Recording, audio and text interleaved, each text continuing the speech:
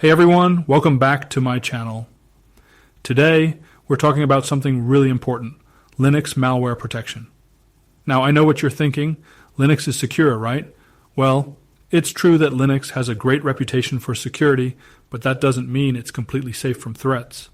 In fact, with Linux becoming more popular, it's attracting more unwanted attention from cybercriminals. So, let's dive into why protecting your Linux system is more crucial than ever. You might have heard of malware like Mirai and ZorDDoS. These are not just theoretical threats, they are real dangers targeting Linux systems, especially Internet of Things, IoT devices, and servers. Additionally, there are bootkits like Moonbounce and eSpectre, which can infect your system right from the boot process. It's concerning, but the good news is that the Linux community is proactive, consistently releasing updates and patches to combat these threats. However, even with all these updates, user behavior can still be a weak link. Downloading software from untrusted sources or falling for phishing scams can compromise even the most secure systems, so it's really important to stay vigilant and keep your system up to date. I know some of you might be thinking, do I really need antivirus on Linux? Well, while Linux is generally more secure than Windows due to its architecture and community-driven updates, it's not invincible. Antivirus software can provide that extra layer of protection, especially if you're running a server or handling sensitive data.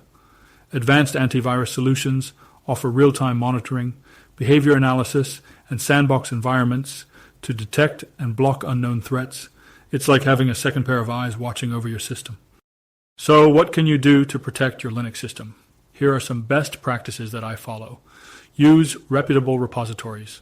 Only download software from trusted sources. It's just safer that way.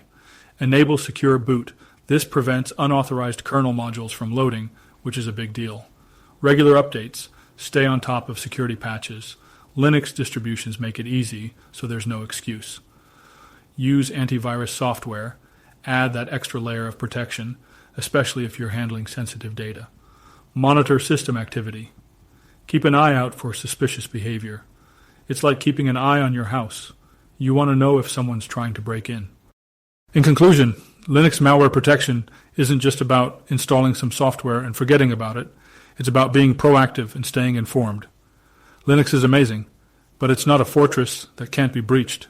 Stay vigilant, stay safe, and thanks for watching. Don't forget to like and subscribe for more Linux content.